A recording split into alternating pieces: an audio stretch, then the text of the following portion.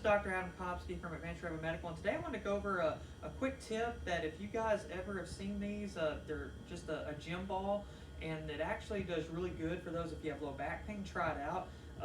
Typically, if you're a student that's at a desk, or if you're a desk worker and you're sitting all day long, try this throughout the day. What you'll do is you can actually just put the ball down and sit. And what it's naturally going to do is actually keep you upright, and you're actually going to have to activate your core and your back muscles without you really thinking that you're doing a lot of work.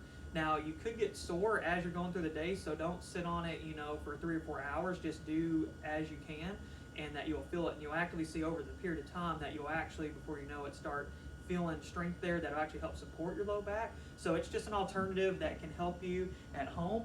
I highly recommend it. There's a variety of exercises you can actually do on it. So if you guys are ever interested, please give us a call if anything we can do to help, or send you exercises at home that may help you if you want some advanced exercises to help. So hope this was helpful. Please comment as always below this video, and we'll see you guys next week. Thank you very much.